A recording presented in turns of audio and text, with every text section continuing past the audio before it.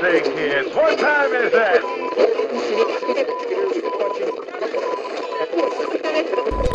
Hey everybody, Keith here from GeekTime TV. I am on the road for about 2 weeks here.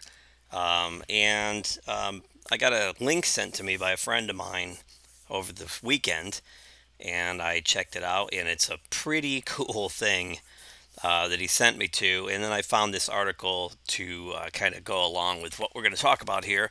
So let's strap in and get right to it.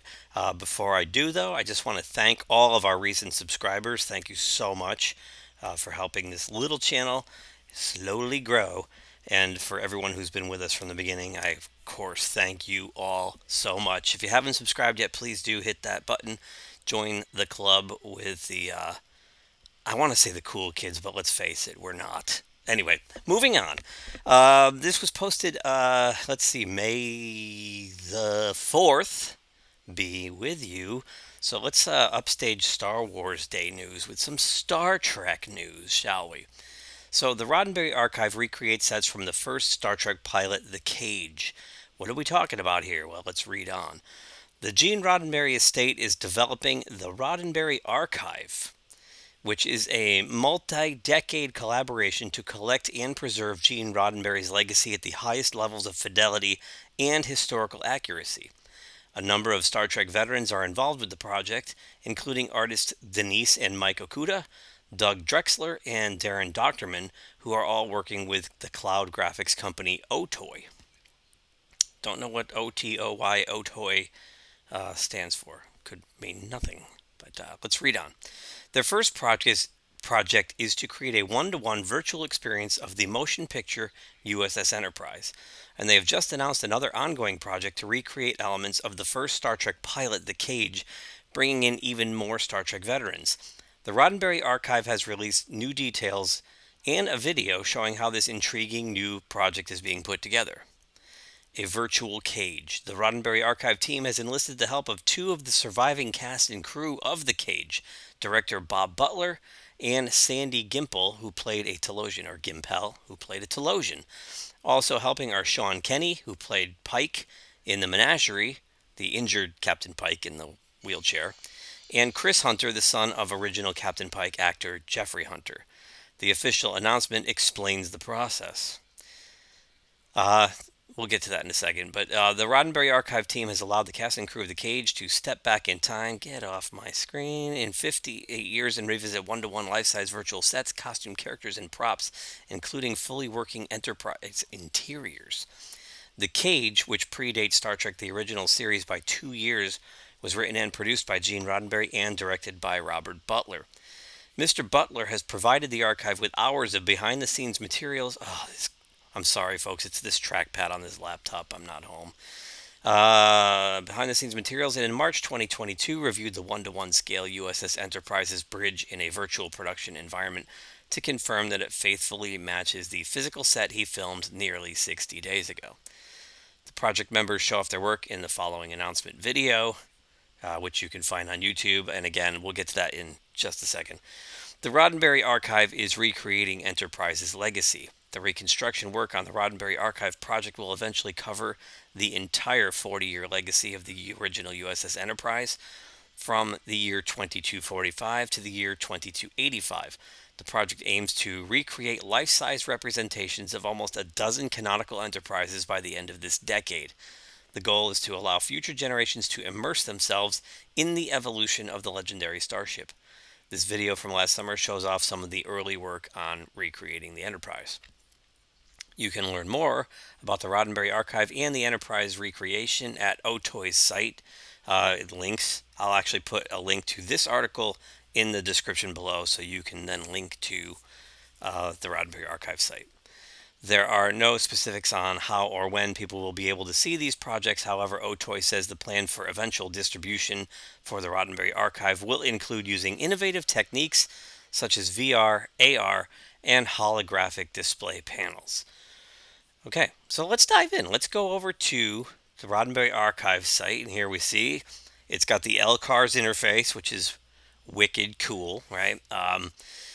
It tells us we're in the prime timeline, year 2100, which is in the not too distant future.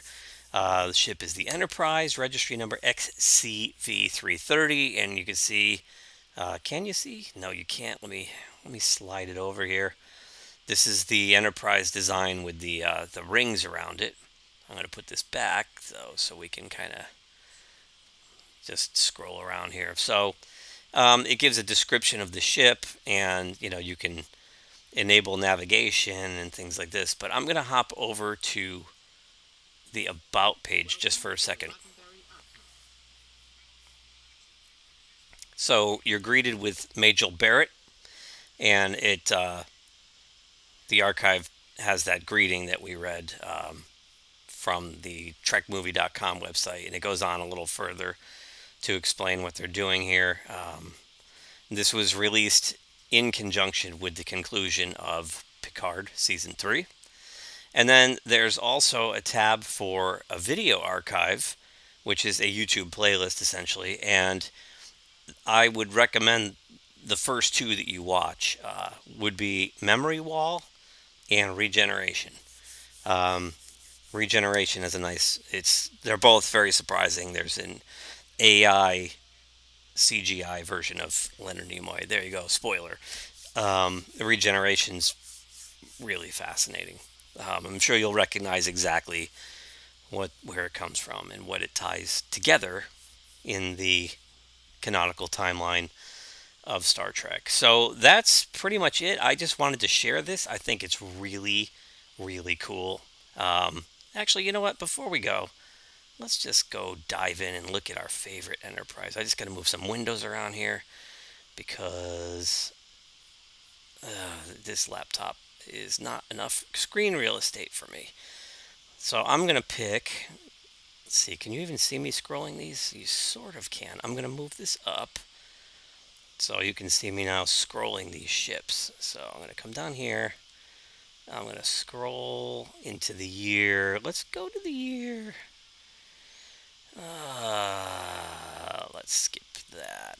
Let's go to Enterprise from the year 2266 from the episode Galileo 7. And I'm going to scroll this back up. So now you can see the bridge here. So if I enable navigation, I can now do like a little VR, kind of a QuickTime 360 look at the original bridge of Season 1 of the original series. It's pretty darn cool, and I'm going to scroll again down here. I'll pick, let's pick, here's one that, a lot of people haven't seen. How about the Enterprise Bridge from Phase 2? So, again, if I grab this here, kind of move around. I'm doing this with the touchpad, so it's not the smoothest. I recommend doing this on a nice computer with a mouse or something. But it's very cool, and you can expand this. I'll actually do that if I can find my mouse. Let me quit out of that. You can expand it to full screen.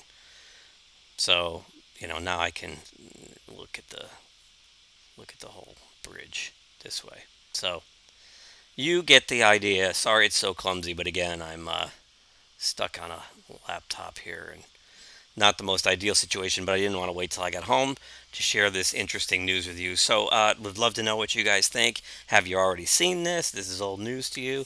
And what do you think they're going to do with it? Love to know in the comments below what you think they're going to do with it. But this might actually get me to buy a VR headset, gang, because I think this is pretty damn cool. And I can't wait till they do models of Deep Space Nine. Oh, baby.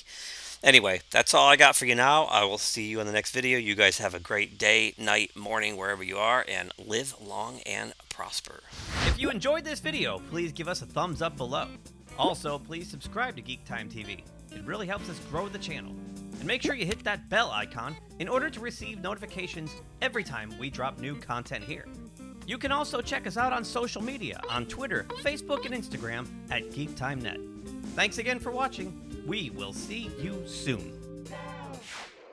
Say, kids, what time is that?